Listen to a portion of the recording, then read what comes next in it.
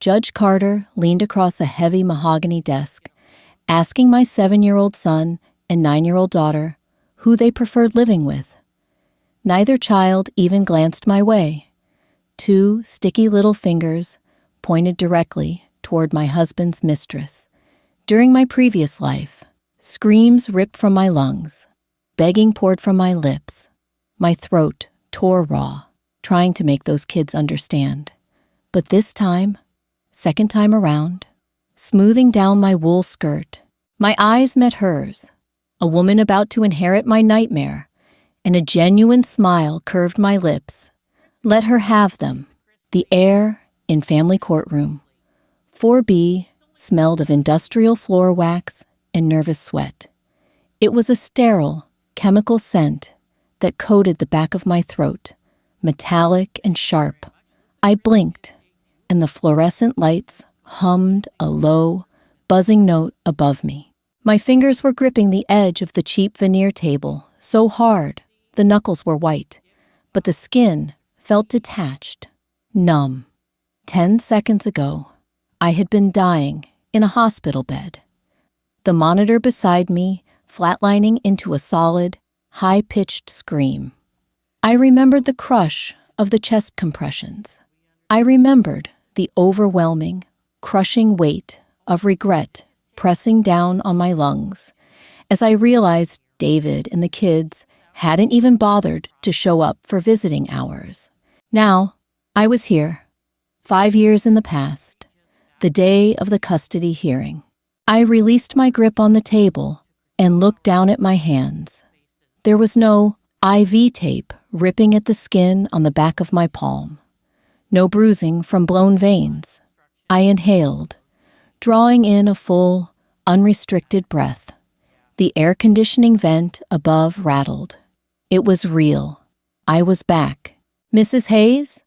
Judge Carter's voice was dry, a gravelly rasp that scraped through the heavy silence of the room. He adjusted his glasses, peering at me over the rim. He had a small shaving nick on his jaw, a tiny speck of dried blood. I'll ask you again. Do you have anything to say regarding the children's stated preference? I turned my head.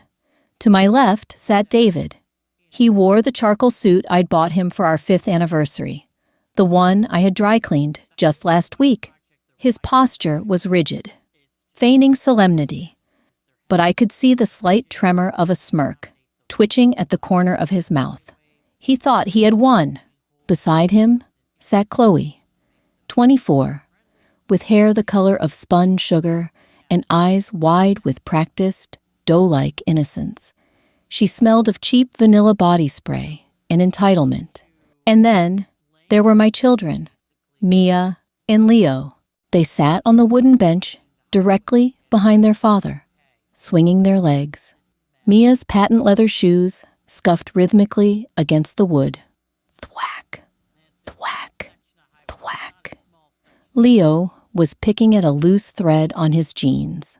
When the judge had asked them, just moments before I snapped back into this timeline, who they preferred to stay with, Mia had puffed out her chest, tossed her braided hair, and pointed at Chloe.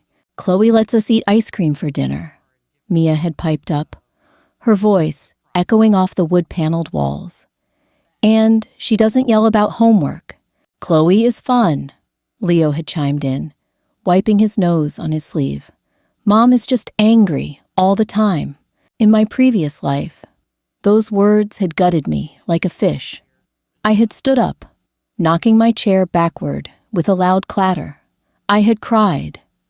I had listed every sacrifice, every fever I had nursed, every late-night shift I had taken to pay for Mia's gymnastics and Leo's tutors. I had humiliated myself, fighting for custody, draining my savings to keep them away from a woman who I knew didn't give a damn about them. I won that battle, eventually, and my prize, 5 years of my children hating me, treating me like a warden, sneaking out to see their cool dad and his fun girlfriend, until the stress triggered the heart attack that killed me at 36. I looked at Mia's defiant little face. I looked at Leo, who wouldn't even meet my eyes. I felt for the familiar crushing weight in my chest, the maternal instinct that told me to throw myself on the tracks for them. Nothing was there, just a cool, hollow draft. "Mrs. Hayes," the judge prompted again, his tone edging into impatience. I stood up slowly. The wool of my skirt scratched against my thighs. I smoothed down the fabric, feeling the weave beneath my fingertips. "No, Your Honor," I said. My voice was steady, resonant in a way that surprised even me. "I don't have anything to say. If they wish to reside with David and his partner, I will not contest it. Full custody goes to the father." The courtroom went dead silent. The thwack of Mia's shoe stopped. David's head snapped toward me, his smirk vanishing into a mask of pure confusion. He blinked rapidly, processing the words. He didn't actually want full custody. He wanted the house, the child support, and the weekends off. He wanted to be the Disneyland dad while I played the Wicked Witch. Chloe's doe eyes widened. But this time, it wasn't an act. The color drained from her cheeks. "Claire, wait," David hissed. Leaning across the table, the scent of his stale coffee breath wafting toward me. "What are you doing?" I didn't look at him. I kept my eyes on the judge. "I am waiving my right to contest. David Hayes is financially capable, and his partner is clearly willing to assume the maternal duties. I will sign the papers today." The judge frowned, leaning back in his leather chair. It squeaked loudly in the quiet room. "This is highly irregular, Mrs. Hayes. You've fought aggressively for the past 6 months."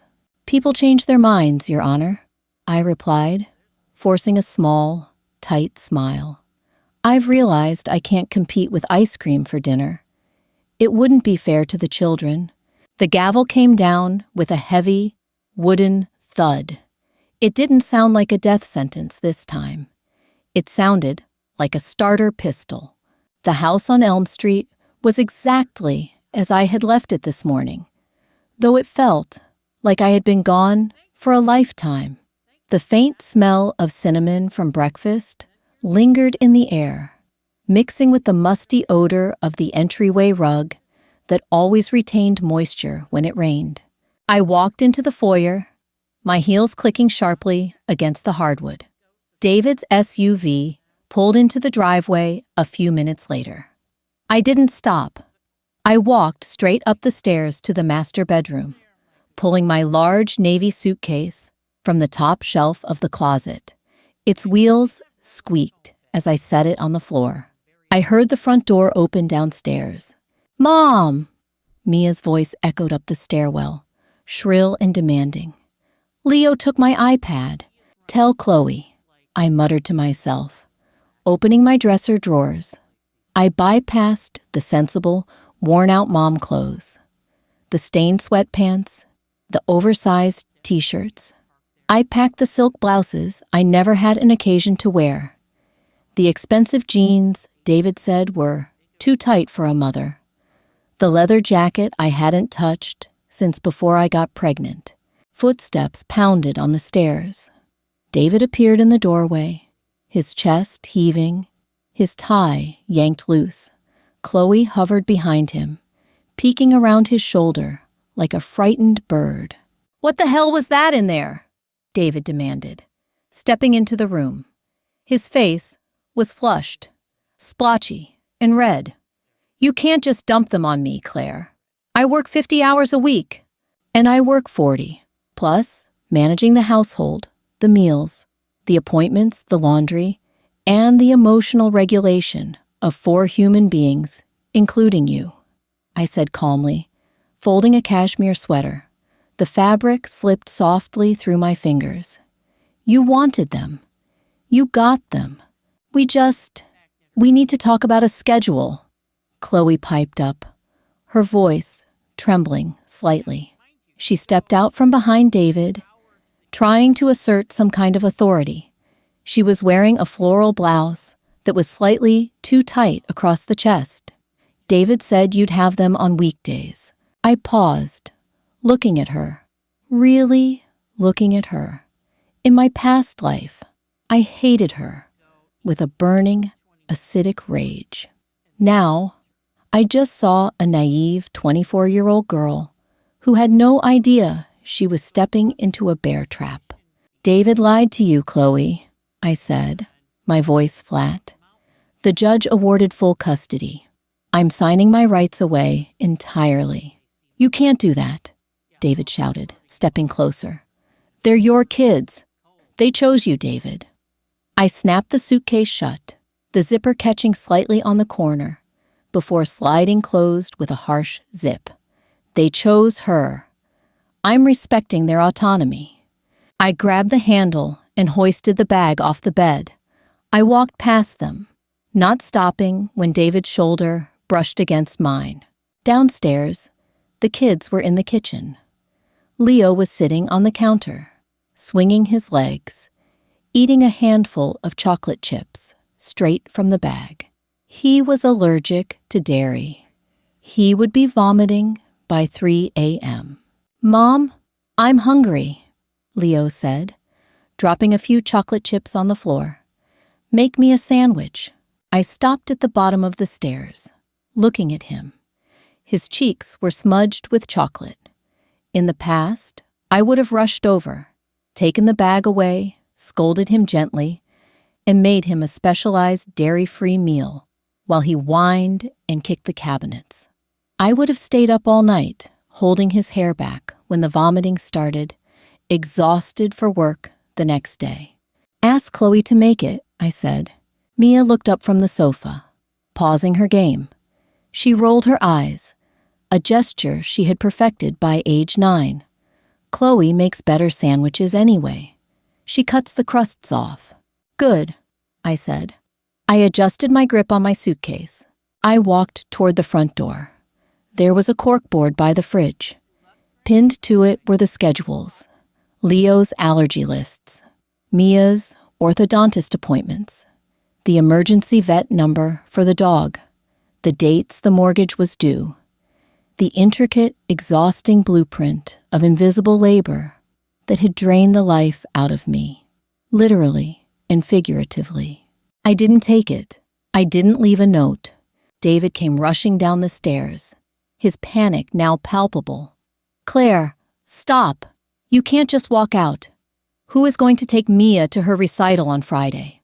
I have a golf tournament with the regional manager. I opened the front door. The late afternoon air washed over me. It smelled like wet asphalt and impending rain. It was the best thing I had ever smelled. Not my problem, David, I said. Enjoy your family.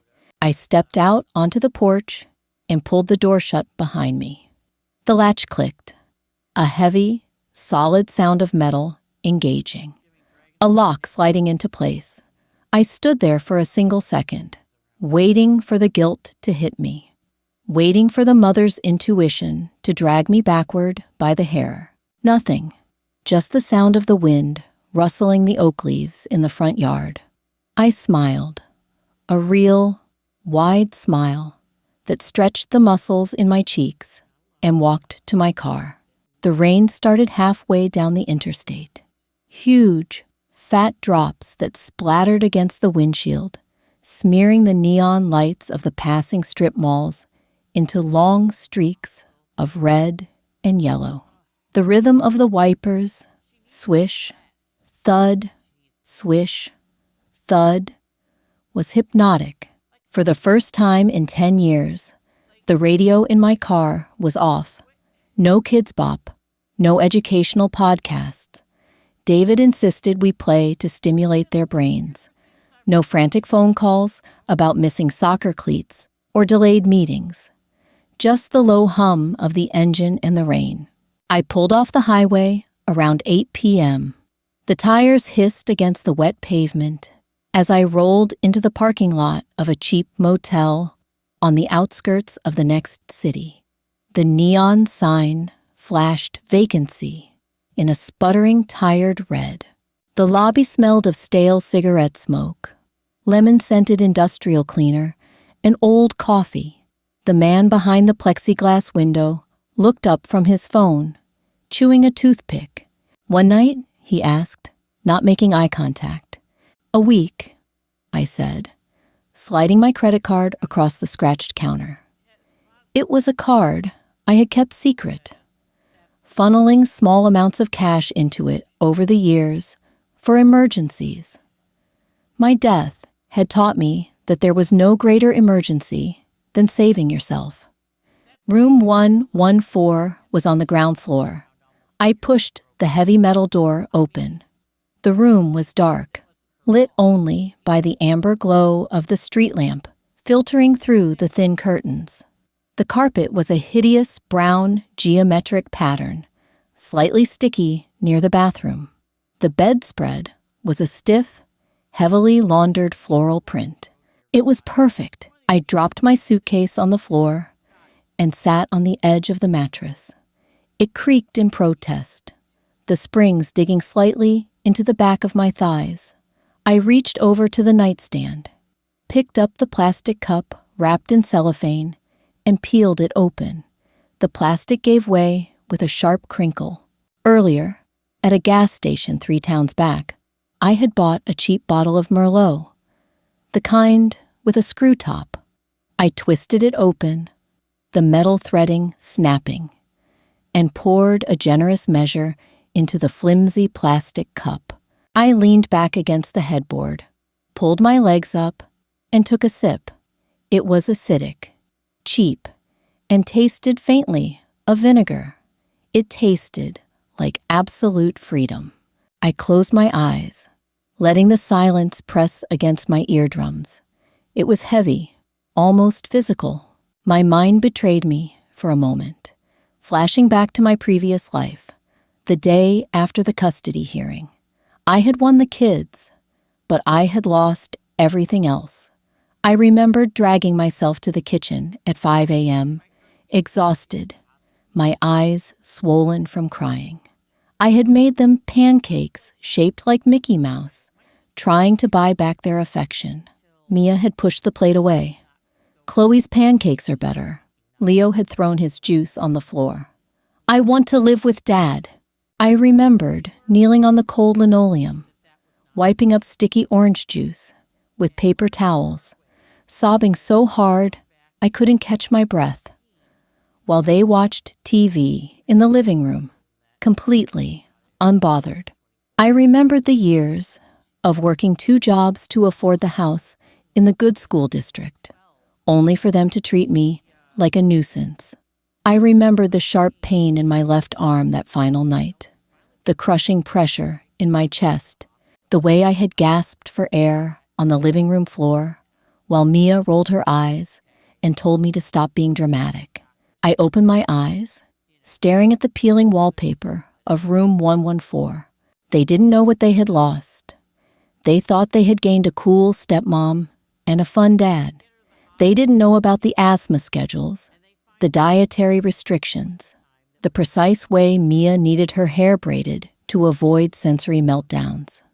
They didn't know that David had the financial literacy of a toddler and the patience of a wasp. They didn't know that Chloe, for all her sweet smiles, would snap the moment she realized she was an unpaid nanny to 2 ungrateful kids. Let them find out. I took another sip of the terrible wine. The AC unit kicked on with a loud, rattling cough, blowing musty, cold air across my face. I pulled my knees tighter to my chest. My phone buzzed in my coat pocket, a harsh, vibrating buzz against the fabric. I pulled it out. The screen lit up the dim room. Missed calls, 14. David. Text message. David, 7:42 p.m. Claire, you need to come back right now. Leo is throwing up everywhere. He said he ate chocolate chips. What do I give him? Pick up the phone. Text message. David, 8:01 p.m. Chloe is crying. Mia threw a remote at her. Where the hell are you? I stared at the glowing letters, the panicked, desperate tone, bleeding through the screen. My thumb hovered over the keyboard. Habit, ingrained over a decade of fixing his messes, urged me to type out the location of the anti-nausea medication. Instead, I slid my finger to the corner of the screen. Block caller. The screen went black, plunging the room back into the quiet, amber gloom. I set the phone on the nightstand.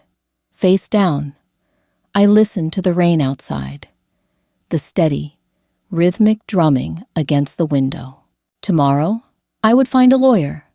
Tomorrow, I would start liquidating my half of the assets. Tomorrow, I would look for a small apartment in a city I had never been to. But tonight I was going to sleep. And for the first time in 10 years, I wasn't going to set an alarm. The law office of Thomas Reed smelled like old money and lemon pledge. The air conditioning was cranked so high, the skin on my arms pebbled with goosebumps. I sat in a high-backed leather chair that sighed under my weight, staring at the thick stack of papers on the glass table. "I want to be absolutely clear, Claire," Thomas said. He was a man in his late 50s, wearing a pale blue tie and tortoiseshell glasses. He tapped a silver pen against his legal pad. Tap, tap, tap. The sound was sharp in the dead quiet room.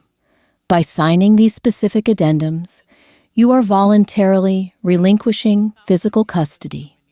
You are granting David sole decision-making authority over medical, educational, and religious matters. "Yes," I said. My throat was dry. I took a sip of the water his paralegal had poured. It was ice cold and tasted slightly of metallic piping.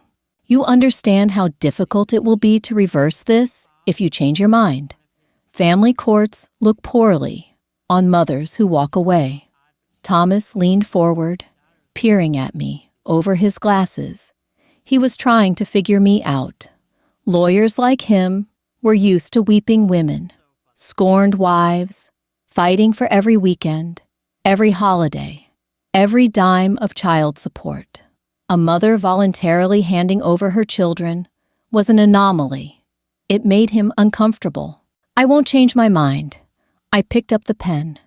The metal barrel was heavy, cool against the pads of my fingers. "He is offering to buy you out of the house," Thomas continued, flipping a page. The thick paper rustled, "but the offer is substantially below market value. Given that he is assuming the primary financial burden of the children, his counsel argues—" "Take it," I interrupted. Thomas stopped. "Claire, it's 70 cents on the dollar. You are entitled to half the equity plus alimony, considering your career sacrifices." "Thomas," I looked him dead in the eye, "I do not want to fight for the house.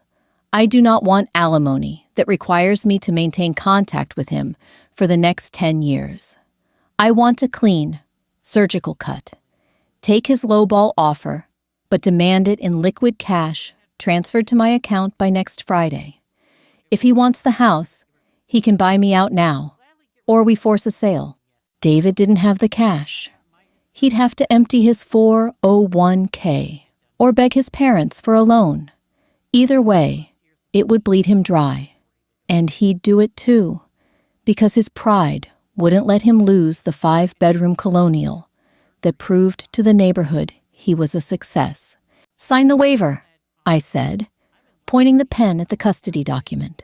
Thomas sighed, sliding the paper toward me. I pressed the tip of the pen to the signature line. The ink flowed dark and wet. I wrote my name, Claire Hayes. "No," I realized, looking at the loops of the letters. Soon, it would just be Claire. When I walked out of the office, the midday sun was blinding. Heat radiated off the concrete sidewalk, baking through the thin soles of my flats. I pulled my burner phone from my purse. I had bought it at a pharmacy that morning, a cheap piece of plastic that felt weightless in my palm. My old phone was currently sitting at the bottom of a municipal trash can outside the motel. Before tossing the old phone, I had forwarded my emails to a new, secure address. I sat on a bus stop bench, the wood warm and rough against my thighs, and opened the inbox. There were 42 emails from David. The progression was a fascinating study in panic. 9 a.m. Claire, this isn't funny. You didn't pack Leo's lunch. Chloe tried to give him a peanut butter sandwich, and he threw a fit. Call me immediately. 10:30 a.m. Where are you? Mia's school called. She forgot her science project. I am in a meeting with the VP. I can't leave. Fix this. See, 1:15 p.m. Chloe is crying in the bathroom. Mia told her she hates her and that her cooking tastes like garbage. I had to leave work. My boss is pissed. Pick up your damn phone. 4 p.m. The dog threw up on the rug. What do we use to clean it? The green spray or the blue bottle? Claire, please, this is too much. Just come home and we can talk about the schedule. I stared at the screen. The glare of the sun made the text hard to read. In my past life, that final email, please, just come home, would have broken me. I would have felt the desperate, pathetic rush of being needed. I would have rushed back, scrubbed the dog vomit, cooked a dairy-free meal for Leo, apologized to David for his stressful day, and tucked Mia into bed while she ignored me.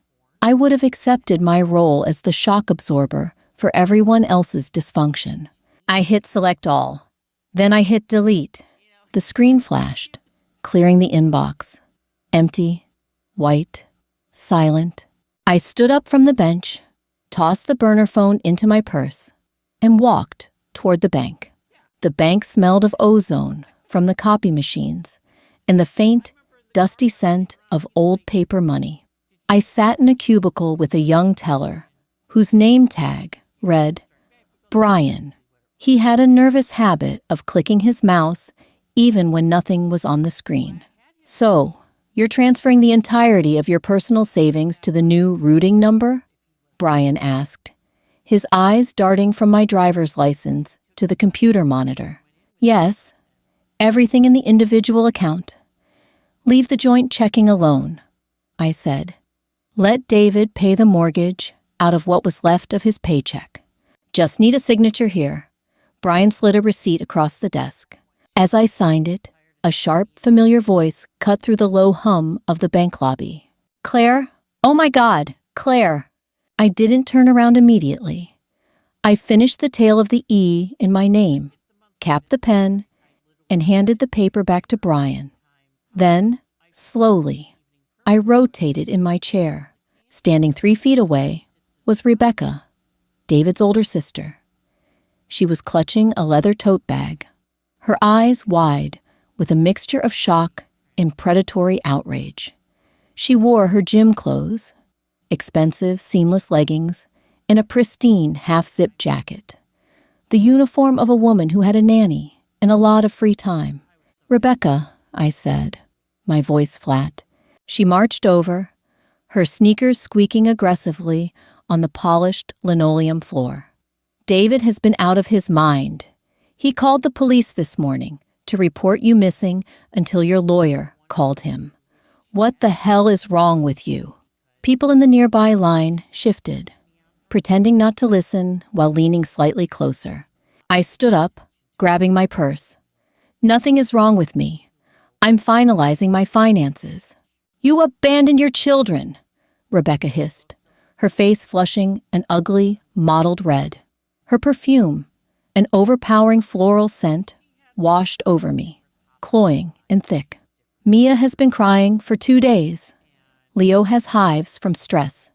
And Chloe, poor Chloe is a nervous wreck. She's just a young girl, Claire. She doesn't know how to handle a special needs diet. Then she shouldn't have slept with a married man who has a kid with a special needs diet, I said evenly. Someone in the teller line choked on a cough. Rebecca's jaw dropped. She sputtered, clutching the strap of her tote bag so hard her knuckles turned white. That is entirely beside the point. You are their mother. You don't just walk out because you're angry. I'm not angry, Rebecca. And it was true. The blinding, white-hot rage that had defined my last life was gone.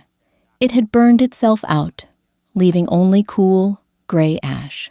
I listened to my children. They stood in front of a judge and said they wanted to live with their father and his girlfriend. I respected their choice. They're children. They don't know what they want. You're the adult. You're supposed to fight for them. I looked at Rebecca. I remembered my past life, when I did fight for them. I remembered Rebecca sitting in my living room, sipping my wine, telling me I was being too hard on David, that men have needs, that I should be more forgiving for the sake of the family. Society always demanded the mother bleed herself dry to keep the family intact, while the father got a standing ovation just for showing up. If you're so concerned about them, Rebecca, I said, lowering my voice so only she could hear, why are you at the bank on your way to Pilates? Why aren't you at David's house, scrubbing dog vomit out of the rug and pureeing Leo's dinner? She blinked, taking a step back as if I had slapped her. I have my own life, Claire. I can't just drop everything. Neither can I. I stepped around her. Give my best to David. Tell him to check the labels on the bread. Leo can't have whey protein. You're a monster, Rebecca whispered. It was meant to hurt. It was meant to hit the soft, fleshy underbelly of my maternal guilt. I stopped and looked back at her. The fluorescent lights overhead buzzed. Maybe, but I'm a monster who is going to sleep 8 hours tonight. Have a good workout. I walked out the glass doors of the bank, the heavy rush of street noise swallowing Rebecca's indignant gasp. My chest felt incredibly light, as if a physical pressure had been surgically removed from my ribs. They were realizing that the house of cards wasn't held up by David's paycheck or Chloe's youth. It was held up by me, by my invisible, uncompensated, unappreciated labor. And I had just pulled my card from the bottom of the deck. 2 weeks later, the smell of industrial wax and stale coffee was replaced by the scent of pine needles, wet earth, and salt.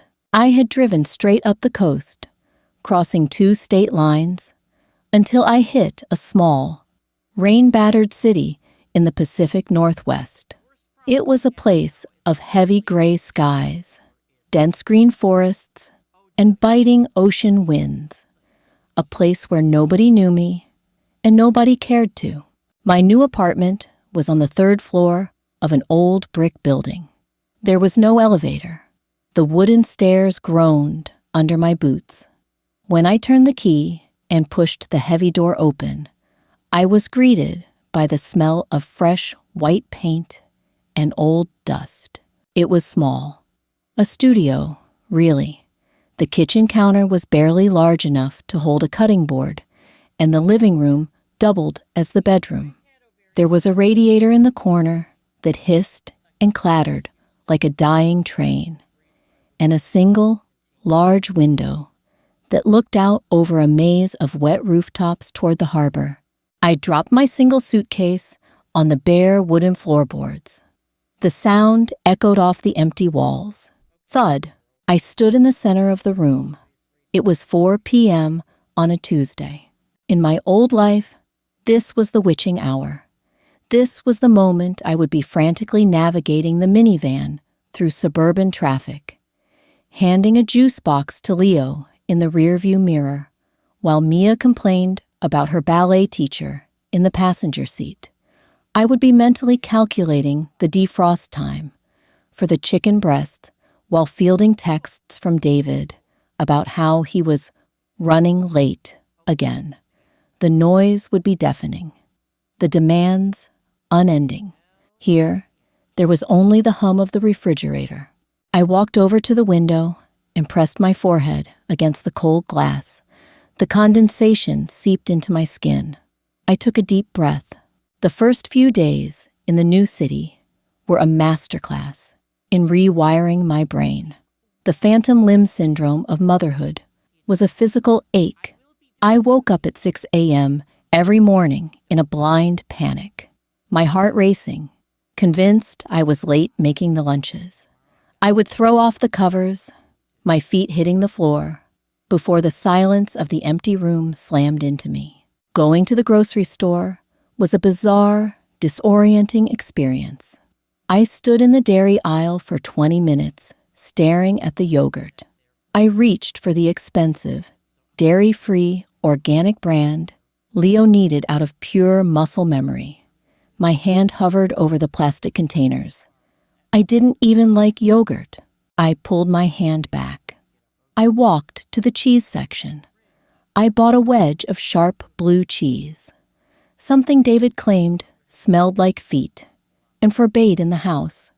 I bought a loaf of crusty sourdough. I bought a bottle of heavy red wine. That night, sitting on the floor of my unfurnished apartment, eating blue cheese on bread and drinking wine out of a mug, the grief finally came. It didn't arrive as a gentle wave. It hit me like a physical blow to the stomach. I put the mug down on the floorboards. My hands began to shake. A tight, hot knot formed in my throat, choking me, burning the back of my nose. I pulled my knees to my chest and buried my face in my arms, and I broke. I sobbed until my ribs ached. The sound was ugly, guttural, echoing in the empty room. I wasn't crying because I had made a mistake. I wasn't crying because I wanted to go back. I knew exactly what awaited me if I returned. The cold shoulder, the disrespect, the slow, stressful march toward an early grave. I was crying for the children I thought I had. I was mourning the illusion. When I had held Mia in the hospital delivery room, smelling the sweet, milky scent of her newborn skin, I had imagined a lifetime of closeness. When I had rocked Leo through his fevers, his small, hot hand clutching my shirt, I believed that love was a deposit. I believed that if I poured enough of myself into them, eventually it would build a foundation. But I had built a house on sand. I had loved them with everything I had, and they had tossed me aside for a woman who let them eat sugar and a father who bought their affection. I cried for the 36-year-old woman who had died on a living room floor while her family stepped over her. Eventually, the tears stopped. The radiator clicked and hissed, blowing a stream of dry, warm air against my damp cheek. I wiped my face with the sleeve of my sweater. The cotton was rough against my swollen eyes. I took a deep breath. The air smelled of sharp cheese and old wood. It smelled real. I picked up my mug and took a long sip of the wine. The grief was still there, sitting heavy in my chest, but it was no longer toxic. It was just a scar. The next morning, I bought a mattress. I bought a small fern for the windowsill.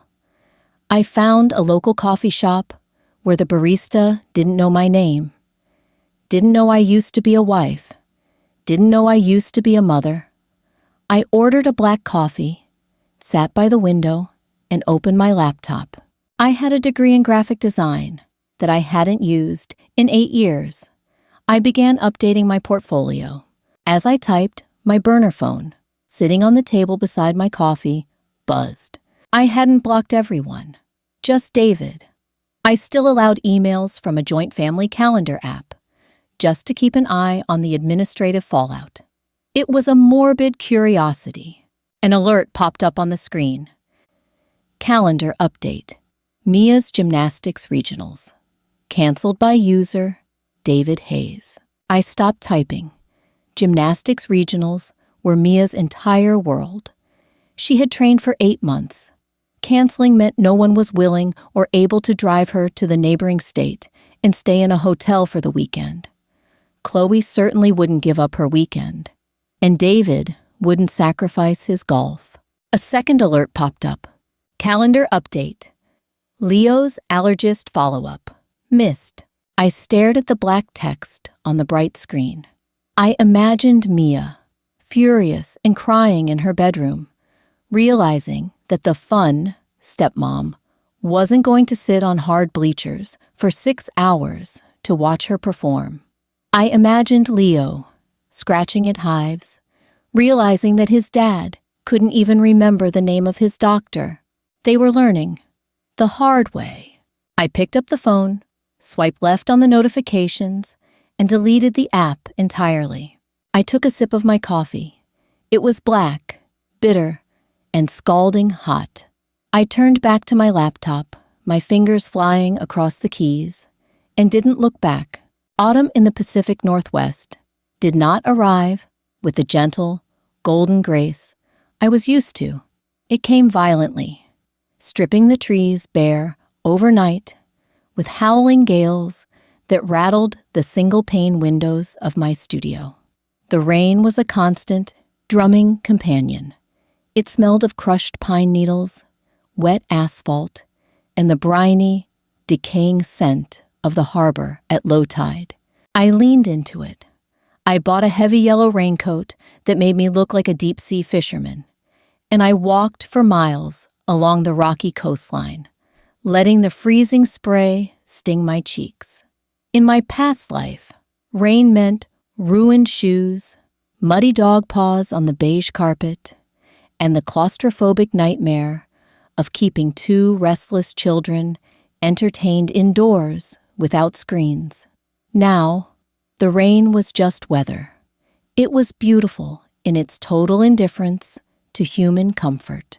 My graphic design business, born out of necessity and fueled by a manic, quiet energy, began to take root. I specialized in branding for local artisans, people who made small batch whiskey, hand-tooled leather, and organic soaps. They liked my aesthetic.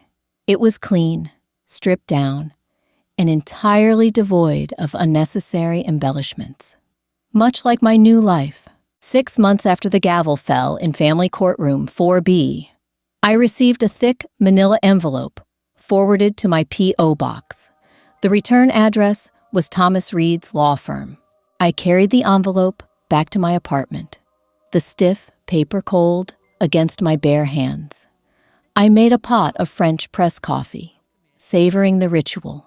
The kettle's click, the hiss of boiling water, the dark, rich bloom of the grounds rising to the top of the glass cylinder. It smelled like toasted earth and bitter chocolate. I pressed the plunger down slowly, the resistance grounding me in the present moment, before pouring a heavy mug. I sat at my small kitchen table and sliced the envelope open with a butter knife. Inside was a cashier's check and a final settlement decree. David had lost the house. I read through the stark legal jargon, my eyes scanning the heavily redacted financial statements Thomas had included for my review. David hadn't been able to secure the liquid cash to buy me out at the 70 cents on the dollar rate. His credit was overextended. Without my income, and with the sudden, exorbitant costs of full-time childcare, because Chloe, shocker of all shockers, had flat out refused to quit her receptionist job to become an unpaid nanny, the mortgage had swallowed him whole. The bank had forced a sale. The 5-bedroom colonial on Elm Street, with its pristine front lawn and the custom-built deck where we used to host neighborhood barbecues, had been liquidated. I stared at the cashier's check. It was a substantial sum, representing half the equity of the rushed sale. The numbers were printed in thick, black ink. I closed my eyes. A phantom smell ghosted through my nasal passages, the scent of the lavender cleaning spray I used on the kitchen counters in that house. I remembered the exact groove in the hardwood floor near the refrigerator, where Mia had dropped a heavy ceramic bowl when she was 3. I remembered the way the morning light hit the master bedroom. I waited for the sorrow. I waited for the nostalgic grief of a lost home. Instead, my chest felt hollow and light, like a swept-out room. That house was a monument to my exhaustion. It was a museum of my unseen labor. Every polished surface, every organized closet, every weeded flower bed had been paid for with hours of my life that I would never get back. David and his new, fractured family had been forced to move into a 3-bedroom rental on the other side of town. The school district wasn't as good. The yard wasn't fenced. I took a sip of my coffee. It burned the tip of my tongue. A sharp, grounding pain. I pulled out my laptop, logged into my new banking portal, and deposited the check via mobile upload. The screen flashed a green check mark. Transaction complete. That evening, I didn't celebrate. I didn't buy a bottle of champagne or treat myself to a fancy dinner. I cooked a simple meal of pan-seared salmon and asparagus, the kitchen filled with the smell of sizzling butter and garlic. I ate in silence, watching the rain streak the window pane. I was no longer a wife. I was no longer a mother. I was a ghost who had successfully haunted her own life and escaped. But a ghost is still tied to the living, even if only by thin, invisible threads. A month later, the first thread snapped. I was at the local print shop, checking the color calibration on a run of labels for a client. The air smelled intensely of chemical ink and hot paper. My cell phone vibrated in my pocket. It was a Saturday afternoon. I pulled it out. Unknown caller. I usually let these go to voicemail, but I was expecting a call from a supplier in Portland. I tapped the green button and pressed the cold glass to my ear. Hello. There was a heavy, static-filled silence on the other end. Then, a sharp, wet sniffle. Claire? The voice was thin, reedy, and laced with an arrogant edge that had been thoroughly blunted by exhaustion. It was Rebecca, David's sister. Every muscle in my neck locked. The muscles at the base of my skull tightened, sending a dull throb behind my left eye. How did you get this number, Rebecca? I hired a private investigator to find your business registry, she said. She didn't sound proud. She sounded desperate. Don't hang up, please. I stepped out of the print shop. The cold, coastal wind hit my face, shocking my system. A seagull screamed overhead, a harsh, grating noise. I have nothing to say to you or your brother. If you contact me again, I will file a harassment claim. Chloe left him. The words rushed out of her in a single, breathless exhale. She packed her bags on Tuesday, left a note on the counter. She took her name off the lease. I stopped walking. The toe of my leather boot rested on a crack in the wet sidewalk. I watched a small puddle of oily water shimmer with rainbow colors. I see, I said. My voice was monotone, a flat line on a heart monitor. David is falling apart, Claire. Rebecca's voice hitched, the arrogant veneer cracking entirely. He lost his promotion. He's drinking. The kids. Mia is failing math, and she's so angry all the time. Leo got suspended for biting a kid at his new school. They need their mother. The words struck the old, dormant machinery in my chest. The maternal programming. They need you. Go fix it. Bleed for them. I could feel the adrenaline spike, the sudden, irrational urge to ask what Leo had eaten for breakfast, to ask if Mia had her inhaler. It was a biological trap, wired into my DNA over a decade of putting myself last. I dug my fingernails into the palm of my free hand. I pressed until the skin threatened to break, using the physical pain to anchor myself. They have a father, Rebecca, I said, my voice dropping an octave, steadying. They stood in a courtroom and explicitly chose him. He wanted full custody. He got it. You stood in a bank and told me I was a monster for leaving. So, figure it out. You're their mother. You brought them into this world, she shrieked, the desperation curdling back into familiar, toxic anger. You can't just abandon them to a broken man. Watch him, Rebecca. Watch the man who didn't know how to operate his own washing machine try to raise 2 children alone. Watch him drown in the exact same ocean I was drowning in, while you all stood on the shore and criticized my swimming. I didn't wait for her response. I pulled the phone away from my ear and ended the call. I stood on the sidewalk for a long time. The wind whipped my hair across my face, stinging my eyes. A deep, ugly part of me, the cynical, bruised part that had died on the living room floor, felt a surge of dark, vindictive satisfaction. They were getting exactly what they asked for. The fantasy had shattered, leaving only the grim, unwashed reality of daily survival. But another part of me, the part that had rocked those babies in the dark, felt a cold, sweeping sickness. I walked to the edge of the harbor. The water was a turbulent, muddy gray, churning against the concrete pylons. The smell of salt and diesel fuel was overpowering. I stared out at the horizon, letting the freezing wind strip the heat from my body. I stayed there until my fingers were numb, until the maternal instinct that had flared up was frozen solid again. I would not go back. I would not be their martyr. 2 years passed. The calendar flipped. Indifferent to human trauma, I was now 35. In exactly 1 year, I would reach the age at which I had died in my previous life. The looming date felt like a physical object in my apartment, a dark monolith sitting in the corner of the room, casting a long shadow. My business had expanded. I had leased a small, sunlit studio above a bakery downtown. Every morning, the scent of fresh yeast, caramelized sugar, and hot butter seeped through the floorboards, filling my workspace with a warm, comforting, heavy sweetness. I had cut my hair short, a sharp, blunt bob that I never would have had the time or energy to style in my past life.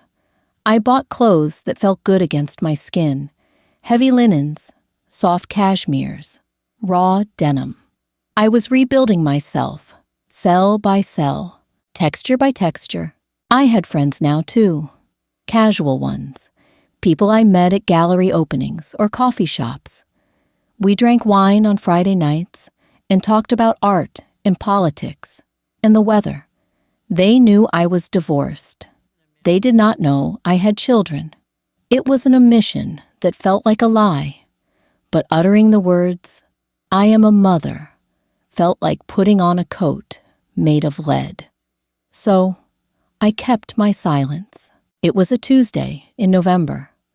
The sky was the color of a bruised plum, heavy with the threat of sleet.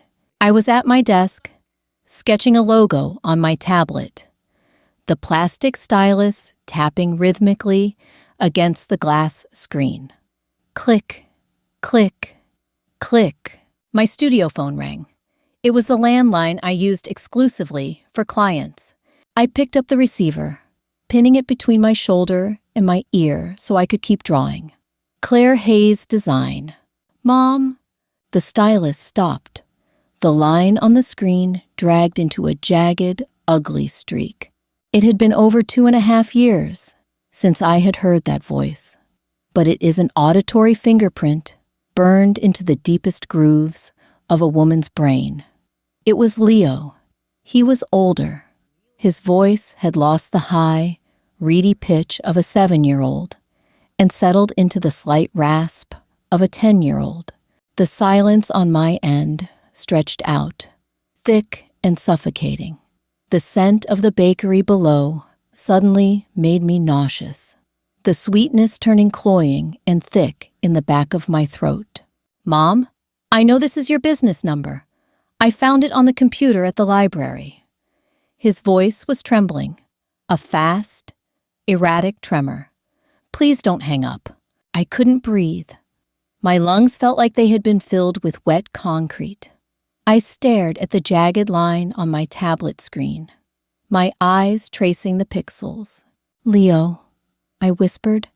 The word tasted like copper. It tasted like blood. "Mom." A sob broke through the line. The sound hit me with the kinetic force of a car crash. "Mom, please come get us. I hate it here. I hate him. Where is your father?" My voice was robotic. It was the only way I could push the words through my frozen vocal cords. "He's asleep. He's always asleep." The background noise over the phone was hollow, echoing. It sounded like he was in a bathroom. "He drinks that brown juice from the bottle, and he falls asleep on the couch, and he won't wake up." Mia ran away. She packed her backpack yesterday, and she didn't come home. "The police are here, Mom. They're asking me questions." The concrete in my lungs shattered. Panic, blinding and white-hot, flooded my veins. Mia, 12 years old, out on the streets. Leo, alone in a house with a passed-out drunk and police officers. The ghost of the mother I used to be rose up, screaming, demanding I grab my keys, drive to the airport, buy a ticket, fly across the country, tear the doors off their hinges, and pull my children out of the rubble. Mom is just angry all the time. Chloe is fun. The memories from the courtroom hit me in a rapid, staccato burst. I remembered the flatline of my own heart. I remembered the absolute certainty that if I went back into that ecosystem, I would die. Not metaphorically, literally. The stress, the thankless labor, the emotional black hole of David's incompetence, it had killed me once. It would kill me again. "Leo, listen to me," I said, gripping the edge of my desk so hard the wood bit into my palms. My voice was shaking, but I forced it lower, grounding it. "Who is with you right now?" "A lady police officer," he sniffled. I could hear the wet, ragged hitch in his breathing. "She gave me a blanket." "Give the phone to her." "No, Mom, you have to come back. You have to come home. I'm sorry. I'm sorry I ate the chocolate chips.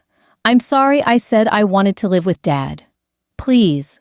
The apologies gutted me. They were the desperate, terrified bargains of a child realizing that the safety net they took for granted was gone. A tear broke free, hot and heavy, tracking down my cheek and splashing onto the glass screen of my tablet. "Leo, put the officer on the phone. Now." I used the voice, the deep, authoritative mother tone that cut through hysteria. There was a rustle of fabric, a muffled exchange of voices, and then a woman spoke. "This is Officer Ramirez. Who am I speaking with?" "My name is Claire Hayes. I am the biological mother of Leo and Mia Hayes." "Ma'am, we have a serious situation here. The father is unresponsive due to heavy intoxication. The 12-year-old female is a reported runaway. We need you to come take custody of the boy." "I do not have legal custody," I said. The words tasted like ash. My rights were voluntarily severed and transferred to the father over 2 years ago. I live in Washington State. A pause on the line, the rustle of a notebook page turning. The judgment in the silence was heavy, dripping with the societal expectation that a mother should crawl over broken glass for her children, regardless of the legalities. "Regardless, ma'am, he is your son. We are initiating emergency child protective services protocols. He has no other family in the area. The aunt declined to take him. Rebecca declined. The hypocrite. She was happy to scream at me in a bank, but when the reality of raising a traumatized 10-year-old landed on her pristine doorstep, She locked the door. "Keep him in the system," I said. My voice broke. I swallowed hard, the sharp pain in my throat momentarily overriding the ache in my chest. "Do not leave him with the father. Put him in emergency foster care. I will contact a family law attorney in your state to ensure David is stripped of his remaining rights and that a proper guardian is appointed. But I am not coming." "Ma'am, I am not coming," I repeated, the words solidifying into a wall of ice. "If I return, the cycle will repeat. The father will sober up, drag me through court, use the children as weapons, and I will be destroyed. Protect the boy, Officer Ramirez. That is your job. I did mine for 10 years, and it killed me." I didn't wait for her to argue. I hung up the phone. I unplugged the landline from the wall socket. The cord slipped out with a soft click. I slid out of my ergonomic chair and sank onto the floor of my studio. The wood was cold beneath my jeans. The smell of baking bread from downstairs was entirely overwhelmed by the metallic scent of my own fear and grief. I pulled my knees to my chest and I screamed. It wasn't a cry of sorrow. It was a primal, agonizing howl of a wounded animal tearing its own leg off to escape a trap. I mourned the boy on the phone. I mourned the terrified girl running through the streets. But I knew, with the cold, hard certainty of a woman who had seen the other side of the grave, that rescuing them meant sacrificing my own soul on the altar of David's incompetence. I couldn't save them without drowning myself. I lay on the floor for 3 hours. The sky outside the window turned from bruised plum to pitch black. The sleet started tapping against the glass like thousands of tiny, frantic fingers. When I finally stood up, my joints popped and ached. My face felt swollen, the skin tight and salty with dried tears. I opened my laptop. I searched for the top family law attorney in David's state. I drafted an email, transferring a retainer fee from my business account, instructing them to represent Leo and Mia's interests in the state's custody system, to ensure they received the best foster placement possible, and to ruthlessly block David from regaining custody. I paid for their protection, anonymously. But I did not pack a bag.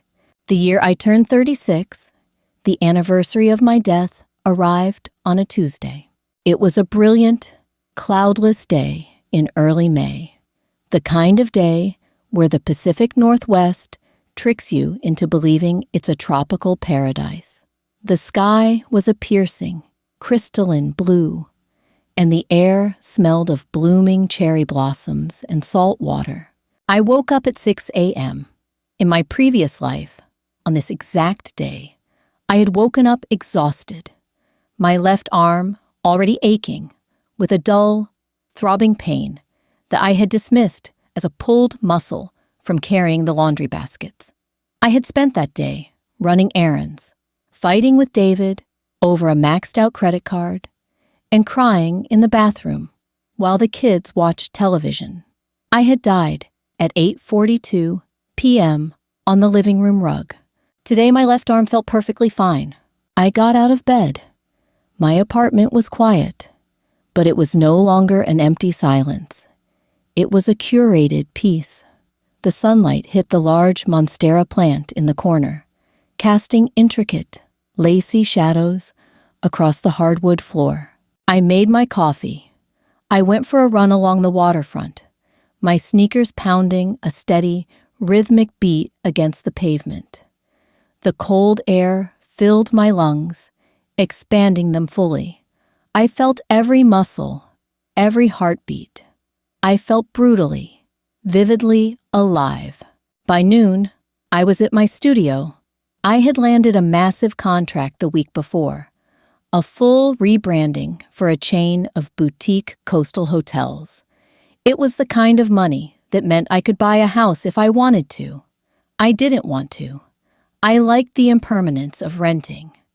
I liked knowing I could pack a single suitcase and disappear again if the walls ever started closing in. At 8 p.m., I closed my laptop. I walked down the wooden stairs of the studio, out onto the street. The twilight was settling over the city, turning the buildings into soft silhouettes against a bruised, violet sky. I walked to a high-end seafood restaurant overlooking the harbor. I didn't have a reservation, but I sat at the mahogany bar. The bartender, a man in a crisp white shirt, handed me a leather-bound menu. The air smelled of seared scallops, lemon zest, and expensive gin.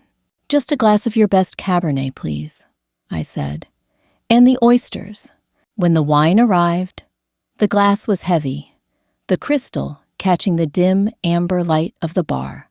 The wine was the color of dark garnets. It smelled of dark berries, oak, and smoke.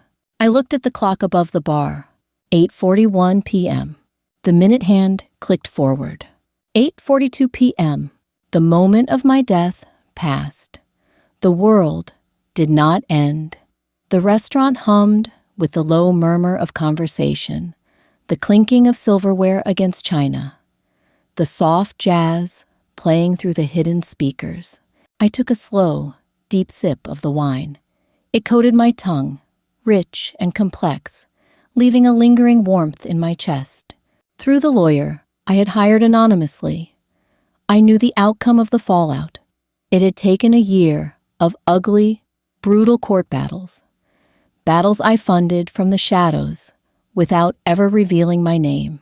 David had completely lost his parental rights. His alcoholism and neglect had been thoroughly documented. He was currently living in a studio apartment, working a minimum wage job to pay off his mountains of debt. Mia had been found 2 days after she ran away, sleeping in a park gazebo. The state had placed Mia and Leo in a specialized foster home together, a structured, quiet environment with a retired couple who had experience with traumatized children. The lawyer sent me quarterly updates. They were in therapy. Leo's allergies were managed. Mia was playing soccer instead of gymnastics. They were safe. They were scarred, yes, but they were safe. And most importantly, they were learning how to survive in a world where the safety net isn't a mother bleeding herself dry to shield them from consequences. I traced the rim of the wine glass with my index finger, listening to the high, clear ringing sound it made. There are people who will hear my story and judge me. They will say I am cold, unnatural, a monster who abandoned her flesh and blood to teach them a lesson. They believe that a mother's love must be absolute, a bottomless well of forgiveness and sacrifice, even when it is met with profound disrespect and cruelty. They don't understand that rebirth isn't a magical reset button where everyone learns their lesson and hugs at the end. Rebirth is a surgical extraction. It is the agonizing process of cutting out the rot so the host can survive. I loved my children. In my past life, I loved them to death. In this life, I chose to love myself. I finished the oysters. They tasted of the cold, deep ocean, bracing, salty, and sharp. I paid my tab, leaving a generous tip on the bar, and walked out into the cool night air. The streetlights reflected off the damp pavement, creating pathways of gold in the dark. I pulled my coat tight around my shoulders. I didn't look back at the restaurant. I didn't look east, toward the state where my past lay buried. I looked straight ahead, toward my apartment, toward my quiet morning, toward my life. I smiled, a small, genuine curve of my lips in the darkness, and walked home. Sometimes the bravest thing you can do is refuse to be the martyr in someone else's story. If this raw, unfiltered look at boundaries, sacrifice, and the brutal reality of rebirth resonated with you, please hit that like button and share this video with anyone who needs a reminder that it's okay to save yourself first. Subscribe to the channel for more deeply human stories that don't shy away from the hard truths. Let me know in the comments, would you have the strength to walk away? Your support fuels this channel, and I'll see you in the next one.